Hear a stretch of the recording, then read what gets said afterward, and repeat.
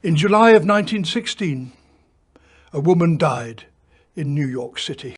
She was 81 years old. She had spent the last decades of her life moving between cheap rented rooms, wearing the same plain black dress, until it turned faded and grey, eating cold oatmeal to avoid the cost of heating it, and arguing with a famous and frightening intensity over pennies. Her name was Hetty Green.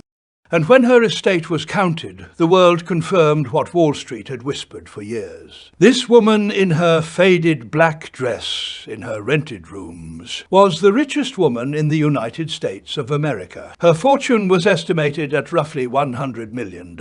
In the money of 1916, a sum that in today's terms would place her among the wealthiest people in the entire country. Hetty Green had not inherited all of it. She had begun with a substantial family inheritance, yes, but she had multiplied it many times over. In an age when American women were barred by law and by custom from nearly every door of the financial world, she could not easily vote. She was not welcome on the trading floor. The banks and the brokerages treated her at best as an oddity, and she became, in spite of all of it, one of the shrewdest and most feared investors of her entire era. They called her the Witch of Wall Street. It was not meant kindly, but the woman behind that cruel name had built one of the great American fortunes, on principles so simple and so severe that they are worth studying with the greatest care, both for what they can teach us and for what they should warn us against. This is the story of how she did it and what it can teach the rest of us, including the parts we should be careful never to copy. 4. She was born Henrietta Howland Robinson in 1834 in Massachusetts into a wealthy Quaker whaling family. The family money came from the sea, from whaling ships, from trade, from the hard maritime commerce of New England. Hetty grew up surrounded by wealth, but she did not grow up surrounded by indulgence. Here is the detail that shaped her entire life. As a small child, Hetty was given an unusual task. Her father and her grandfather, men of business, had her read the financial newspapers aloud to them. By the age of 6, Hetty Green was reading stock reports, commodity prices, and market news to the adults of her family, while other children learned nursery rhymes. Hetty learned the language of money. She learned it early. She learned it deeply. And she learned it before she was old enough to question whether she wanted to. By her teenage years, she was managing the family's accounts. She had a natural gift for figures and a ferocious memory for prices and terms. She understood with unusual clarity for anyone of her time, and almost unheard of clarity for a young woman, how money was actually made, kept, and multiplied. She also absorbed from her thrifty Quaker family a powerful instinct for frugality, and then she took that instinct across her long life, to an extreme that the world has rarely seen before or since. In time, Hetty inherited a great deal of money, a substantial fortune from her family. For most heirs, an inheritance like that is the end of the financial story. It is something to be lived on, enjoyed, and slowly spent down. For Hetty Green, the inheritance was not the end of anything. It was raw material. It was a seed, a large seed, but only a seed. And she intended, with every fibre of her formidable will, to grow it into something vast. We will be honest from the very start of this episode, because Hetty Green's story demands it. She was not a warm woman. She was not, by most accounts, a happy one. Her life was marked by suspicion, by isolation, by bitter disputes, and by a frugality so severe it caused real harm to the people closest to her. This is not, like our other stories, a tale of quiet and gentle wealth. It is the story of a financial genius, whose discipline ran without limit, without warmth, and without mercy.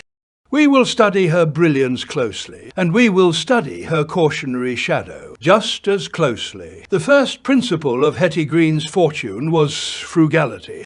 But frugality is too gentle a word for what she practiced. Hetty Green carried thrift past discipline, past austerity, into a place that the world found genuinely shocking. Consider how she lived as the richest woman in America. She did not own a grand house. She moved constantly between cheap rented rooms and modest apartments, often in plain neighborhoods across the river from Manhattan, in part to keep her costs low and in part to avoid establishing the kind of fixed residence that might increase her taxes. She wore the same black dress until it was worn and faded. It was said she would not pay to have it washed often, and that she instructed that only the hem, the part that dragged in the dirt, be cleaned to save on the cost. She ate cold food, cold oatmeal, plain pies, reportedly to avoid the expense of heating a meal. The stories of her thrift became legendary, and many were surely exaggerated by a public that found her fascinating and strange. But the core of them was true. Hetty Green, sitting on one of the largest fortunes in the country, argued ferociously over small sums. She haggled. She economized on everything. She refused, on principle, to spend a dollar that did not need to be spent. To the public, this was bizarre, even grotesque. A woman with $100 million eating cold oatmeal in a rented room. But hidden inside that strange behavior was a principle of real and serious power. Here is the principle, separated from the cruelty and the strangeness. Hetty Green understood with absolute clarity that wealth is not what you spend. Wealth is what you keep and put to work. Every dollar she did not spend on a finer dress, a warmer meal, a grander home, was a dollar that remained in her control. A dollar she could invest, lend, and compound. She had grasped, more completely than almost anyone of her era, that consumption and capital are enemies. Money spent on living richly is money that can never again work for you. And Hetty Green had decided, with her whole iron will, that her money would always be working for. But now we must be equally honest about where this principle, taken too far, leads. Hetty Green's frugality did not stop at a sensible boundary. It did not stop at love below your means. It ran on without limit into a place that caused genuine suffering. The most painful example is the most famous one. When her son Ned injured his leg as a boy, Hetty, by the enduring accounts of her life, was so reluctant to pay for medical care that she sought out free treatment and delayed proper care. And the leg was, in the end, badly and permanently damaged. It was later amputated. Her thrift in that moment was not wisdom. It was harm, real, lasting harm, done to her own child. So hold both of these truths together, because Hetty Green's life forces us to. On one side, a powerful, correct, valuable principle. Spend less than you could. Keep your capital. Refuse to let consumption devour your wealth. That principle is sound, and every quiet millionaire in this channel has practiced some version of it. On the other side, a warning written in her own family's pain. Frugality is a tool, not a god. When thrift is allowed to override every other value, health, kindness, the care of the people you love, it stops being wisdom and becomes a kind of disease. Hetty Green mastered the principle, and then she let it master her. The second principle of Hetty Green's fortune was the one that made her, beyond any argument, a genuine investing genius. She was a master of buying when everyone else was selling in fear. Hetty Green lived through an age of financial panics. The 19th and early 20th centuries were punctuated by terrifying market collapses.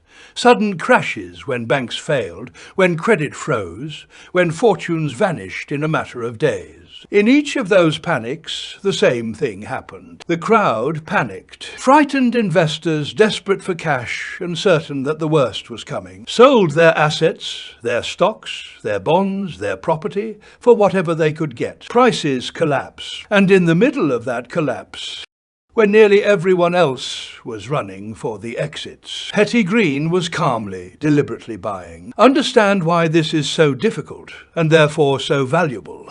When a financial panic strikes, every instinct in the human mind screams to sell, to get out, to protect what is left, to join the crowd in its flight to safety. The fear is overwhelming and it is contagious, and it is almost impossible to resist. Hetty Green resisted it completely. Where the crowd saw catastrophe, she saw a sale. She had cash, because her ferocious frugality always kept her holding cash, ready and waiting, and she used a panic to buy excellent assets from terrified people at a fraction of their real worth. Fide, there is a piece of investing wisdom, often associated much later with Warren Buffett.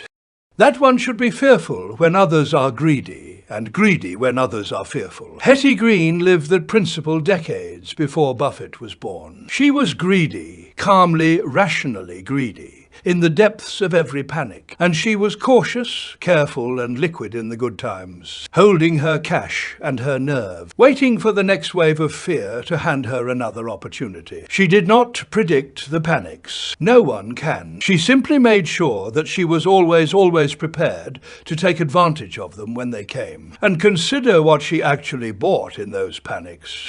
Hetty Green was not, despite her fearsome reputation, a wild speculator. She was, in fact, deeply conservative in what she chose. She favoured government bonds, solid railroad bonds, real estate and mortgages. Assets backed by real and durable value. She studied them with the ferocious care of a child who had read the financial papers since the age of 6. She knew what a thing was truly worth. And so, when a panic drove the price far below that true worth, she could buy with confidence, not gambling, but calmly collecting dollars that the panicked crowd was selling for 50 cents. This was the engine of her fortune's growth.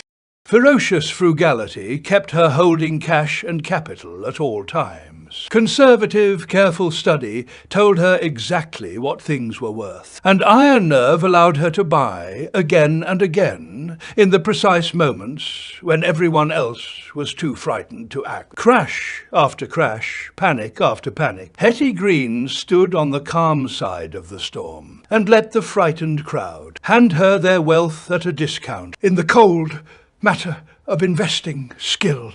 Hetty Green was the equal of any famous male financier of her age. She understood value, she controlled her fear, she kept her powder dry. She did, with discipline and patience, exactly what the greatest investors in history have always done. The world called her a witch, because it could not bear to call a woman in that era what she actually was, a master. The third principle of Hetty Green's success was knowledge. A deep, hard-won, lifelong understanding of how money and finance truly work. Hetty Green had been reading the financial press since she was 6 years old. She had managed accounts since her teens. By the time she was operating as an investor in her own right, she had decades of accumulated understanding. Of interest, of credit, of bonds, of property, of the precise mechanics by which money moves and grows. She did not invest on tips. She did not invest on rumour or excitement or the confident voice of a salesman. She invested on her own analysis, checked and rechecked against her own formidable knowledge. This knowledge gave her something that almost no other investor of her era possessed. Genuine independence. Hetty Green did not need to trust a banker because she understood banking as well as the banker did. She did not need to rely on a broker's advice because she could evaluate any investment herself. She was, famously and by deliberate choice, suspicious of nearly everyone in the financial world, and her deep knowledge meant she did not have to depend on anyone she did not trust. She lent money to others, even, at times, to the city of New York itself in moments of crisis. But she did so entirely on her own terms, secured by her own careful analysis, never at anyone's mercy. There is a real and usable lesson here, and it does not require anyone to be a financial genius. The lesson is this: knowledge is independence. The more you genuinely understand about money, about how investing works, about what things are worth, about the simple mechanics of compounding and value, the less you are at the mercy of anyone else, the less you can be frightened, misled, or sold to. You do not need Hetty Green's encyclopedic command of bonds and mortgages, but you do need to understand, genuinely, the simple things you own and the simple plan you are following. That understanding is armor. It is what lets you hold your nerve. When the panic comes for everyone else, far. But here, once again, Hetty Green's story turns from lesson to warning. Her knowledge made her independent, and her independence curdled over the decades into a deep and corrosive suspicion of everyone around her. She trusted almost no one. She believed, sometimes with reason, often without it, that the world was full of people scheming to take her fortune. That suspicion protected her money, but it also walled her off from human warmth. She fought bitterly with relatives over inheritances. She kept her own children on a strict and meagre allowance well into their adulthood. Her knowledge gave her a fortress, and a fortress, lived in too long, becomes a prison. So take the principle and refuse the poison.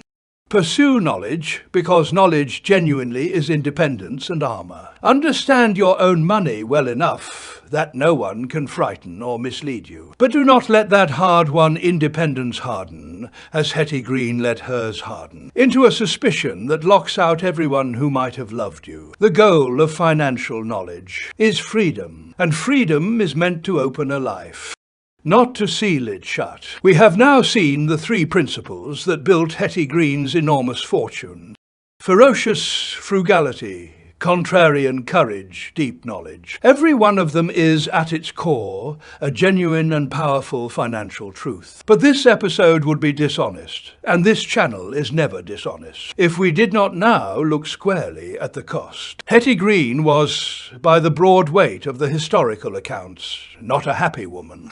She was suspicious, combative, and isolated. She was tangled for much of her life in bitter legal disputes over her family's inheritance, over money, over trust. She was estranged at various times from people who should have been close to her. She kept her son and daughter on a harsh financial leash, and the wound at the center of it all, her son's damaged leg, the proper care delayed to save money, stands as a permanent, painful symbol of what her discipline cost the people she should most have protected. And consider the name itself: the Witch of Wall Street. We should be fair and clear about that name. Part of it was simple, ugly prejudice. Hetty Green was a powerful woman succeeding brilliantly in a man's world, and a society that could not accept such a thing reached for a cruel word to diminish her. A man who lived and invested exactly as she did would likely have been called shrewd, formidable, a titan. She was called a witch. That was an injustice, and we should name it as one. But we must also be honest that the cruelty of the name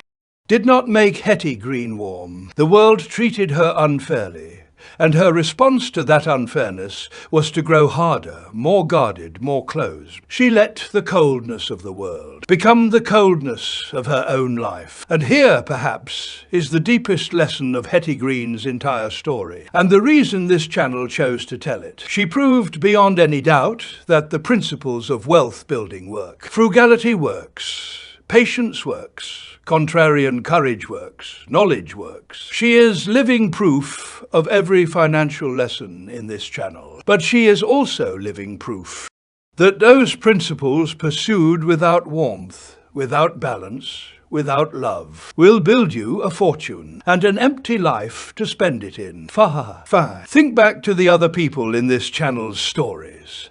Ronald Red left his fortune to a library and a hospital. Anne Scheiber opened doors for generations of women. Grace Groner sent orphans to see the world. Earl Crawley taught his whole community. Russ Gremmel grew a forest and walked in it while he still could. Each of them practiced the same hard discipline as Hetty Green, but each of them held alongside the discipline a sense of warmth, of purpose, of connection to other people. Hetty Green had the discipline. without the warmth, and so her $100 million, for all its staggering size, bought her one of the loneliest lives in this entire channel. We do not tell Hetty Green's story to mock her. She was, in part, a victim of a cruel and limited age, and she was a financial mind of genuine and rare brilliance. We tell her story because she is the essential warning, standing at the edge of everything else this channel teaches. Build the fortune, but do not become Hetty Green. Take her iron principles and refuse absolutely her iron heart. Let us return for a moment to the pure mechanics, because beneath the sad and cautionary life, the financial machine Hetty Green built was a genuine marvel, and there is real instruction in how it ran. Hetty Green's fortune grew through a powerful repeating cycle. It began with her frugality, which meant that money was constantly flowing in and almost nothing was flowing out. That surplus became capital. The capital was invested conservatively, carefully, into bonds, real estate, mortgages and loans, assets that paid her a steady, reliable return. That return was not spent. It was added to her capital, which made the next round of investment larger, which produced a larger return, which was again reinvested. It is the same engine, compounding, that every story in this channel runs on. Hetty Green simply ran it, with unusual scale, unusual knowledge, and unusual ferocity. Far. And then, layered on top of that steady engine, was her contrarian genius. The ordinary compounding grew her fortune steadily, but the panics, the moments when she bought excellent assets at a deep discount from frightened sellers, those moments gave the engine sudden, powerful surges. Each panic was an opportunity to acquire real value cheaply, and each cheap acquisition then compounded forward at an even greater effective rate. Steady compounding as the foundation, contrarian buying as the accelerator.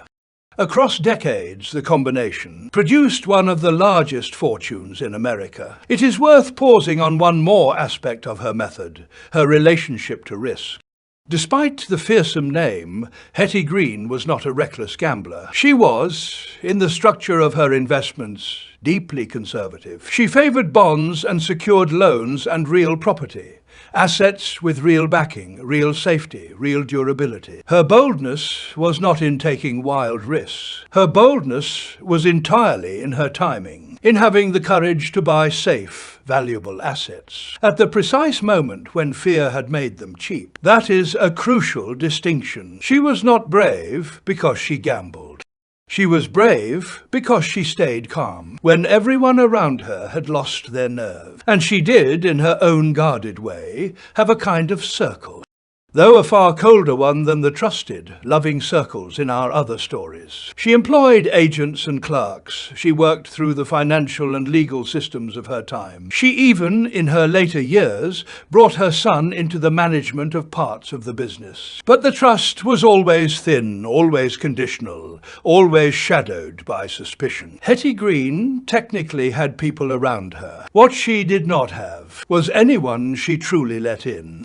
Her circle executed her orders. It did not and could not keep her company. If you wanted to summarize how Hetty Green built $100 million, you could do worse than this list. A ledger she had read since childhood, a cold bowl of oatmeal, a single faded black dress, an iron nerve in every panic, and a fortune so large and a life so cold that the world remembered the chill long after it forgot the genius. Hetty Green died in 1916, the richest woman in the United States. Her fortune of roughly $100 million passed to her two children, her son Ned and her daughter Sylvia. And what became of it in the generation after her completes the story in a way that is both fitting and quietly sorrowful. Her son, Ned Green, inherited a great share of the fortune.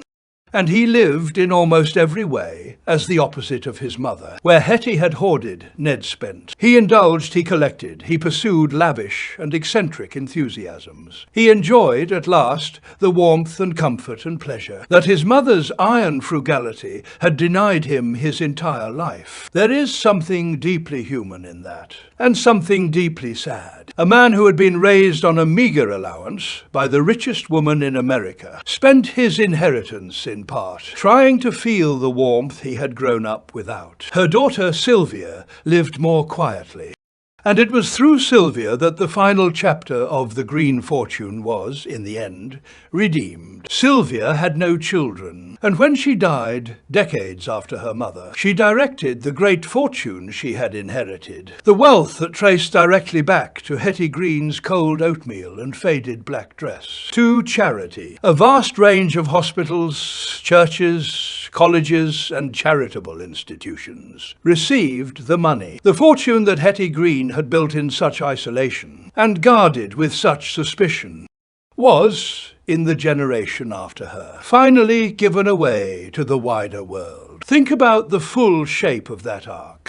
Hetty Green spent her entire long life accumulating, keeping, holding, guarding, never letting go. She could not herself find a way to turn the fortune into warmth or human good. But the fortune was real. It was solid and durable, and it endured beyond her. And her daughter, with a gentler heart, was finally able to do what Hetty never could, to open the hand, to let the wealth flow outward, into hospitals and schools, and the relief of human need.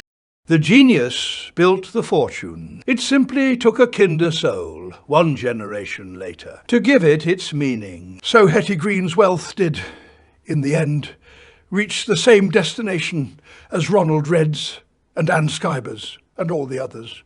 The library, the hospital, the school, the lifting of strangers. But notice the difference, because it is the whole lesson. The others guided their own fortunes to that purpose, with their own hands, with clarity, and often with joy. Hetty Green could not. Her gift to the world was real, but it had to wait for her death and her daughter's life to finally be given. She built the fortune of a giant. She simply never learned how to enjoy being one. Now, what does Hetty Green's story actually teach us? Lesson 1. Consumption and capital are enemies. Hetty Green understood, more completely than almost anyone, that every dollar spent on living richly is a dollar that can never work for you again. Money kept becomes capital, capital invested compounds. You do not need her extremes, the cold oatmeal, the faded dress, but you do need her clarity. Spend meaningfully less than you earn, and protect the gap, because the gap is the only thing that ever becomes a fortune. Lesson 2. Be greedy when others are fearful. Hetty Green's signature genius was buying calmly in every panic, while the terrified crowd sold for whatever it could get. When the next crash comes, and in your investing life several will, remember her. A market crash is not for the long-term investor a catastrophe. It is a sale on excellent assets. The discipline to keep buying when everyone else is selling is one of the rarest and most rewarding behaviors in all of investing. 5. Lesson 3. Knowledge is independence.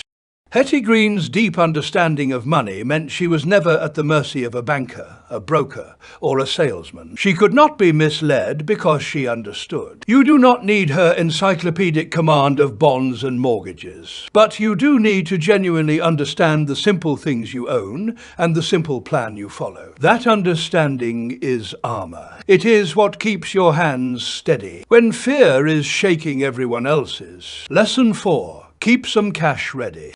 Hetty Green's frugality was not only about saving, it was about always holding cash, always being prepared. Because she kept a reserve, she could act the instant a panic created a bargain. An investor who is fully stretched, with nothing held back, can only watch when the great opportunities come. Keep an emergency reserve, and keep yourself liquid enough that a crisis finds you ready, not helpless. Lesson 5. And here the lessons turn from the engine to the warning. Discipline needs a limit. Hetty Green's frugality had no limit, and so it ran past wisdom into harm. Harm to her own child, harm to her own life. Frugality is a tool, not a master. Live below your means, yes, but never below your health, never below the care of the people you love, never below basic human decency. The moment thrift starts costing you the things that money exists to protect, thrift has stopped being a virtue. Set the limit and keep your discipline safely inside it. Lesson 6. And it is the one this whole episode exists to deliver.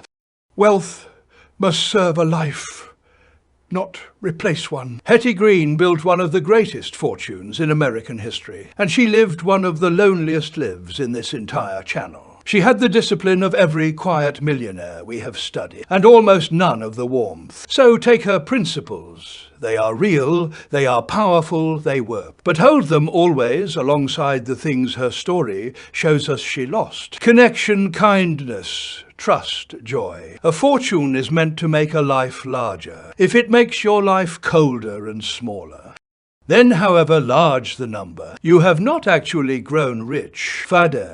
Before we close, a practical bridge from Hetty's story to your situation.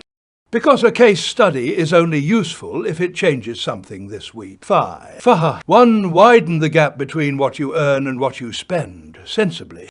Hetty Green's gap was extreme and harmful, but the gap itself is the foundation of every fortune. This week, find 1 or 2 recurring expenses that add nothing real to your life and remove them. Then direct that money straight into investing. Not cold oatmeal, just a clear, honest, sensible gap, protected and put to work. 2. Decide now how you will behave in the next crash. Hetty Green's genius was that she had already decided she would buy. Decide it now in calm times while you can think clearly. When the market falls and the headlines scream, your plan is not to sell. Your plan is to keep buying on schedule into a broad low-cost index fund, treating the crash as the sale it actually is. A decision made in calm will hold when the fear arrives. 3. Keep a real cash reserve, your readiness fund. Hetty Green was never caught helpless because she always held cash. Build an emergency reserve that covers several months of your life, kept separate and safe. It protects you from disaster, and it also means that when an opportunity comes, you are in a position to act. Ready like Hetty rather than stretched and helpless. 4. Learn the simple mechanics of your own money. Hetty Green's independence came from knowledge. You do not need to master bonds and mortgages. But this week, genuinely understand the few simple things you own, the fees you pay, and the plain plan you are following. Knowledge is the armor that lets you ignore the salesman and hold your nerve in the storm. And 5, the guardrail, the one practice that the rest of Hetty Green's life demands we add. Write down in plain words what your wealth is for and who it is meant to serve, including the people you love and including your own joy. Hetty Green never did this, and her fortune became a cold thing that ran without a heart. So name your limit. Decide what you will never sacrifice to thrift. Your health, your family's well-being, a measure of warmth and connection in your one life. Build the fortune with Hetty Green's iron principles. But write the guardrail first, and never let the discipline cross it. If you do those 5 things, and hold to that one guardrail, you will be running the genuine engine of Hetty Green's fortune, without inheriting the coldness that hollowed out her life. You will probably not become the richest person in the country, but you will end up far further along than the great majority of people who out-earned you and outspent you every single year. And unlike Hetty Green, you will still have a warm life to enjoy it in. That is the quiet promise of compound interest, taught here by a genius who mastered every principle but one. Hetty Green spent the last decades of her life moving between cheap rented rooms, wearing a single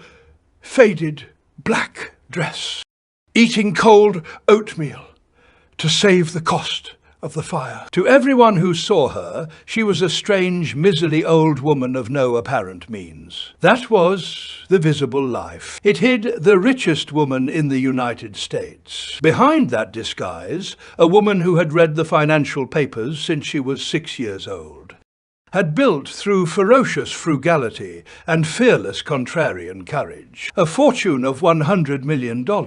In an age that barred women from nearly every door she walked through, she mastered every principle of wealth that this channel teaches. And she is, for that reason, both our finest example and our gravest warning. She proved the principles work, and she proved that a fortune without warmth is a cold place to live. We talk a great deal in modern personal finance about getting rich quickly, about leverage, side income, the perfect entry, the well-timed exit. All of those things have their place. But the quiet truth, the one the financial press rarely tells because it is slow and it does not sell, is that the most reliable path to deep, durable wealth runs through the very principles Hetty Green mastered. Frugality, patience, courage, knowledge. Boring, consistent, unglamorous. Effective. And one thing more. The thing Hetty Green forgot. A life worth spending it on. If there is a North Star in this channel, a single thesis we will return to in every story, in every case study, it is this: ordinary people doing ordinary things with extraordinary patience build slow fortunes. And the wisest of them remember that the fortune was always meant to serve the life, never to replace it. If you want more stories like this one, stories of ordinary and extraordinary people who built remarkable things, subscribe. There is no shortage of them. We are only getting started. 30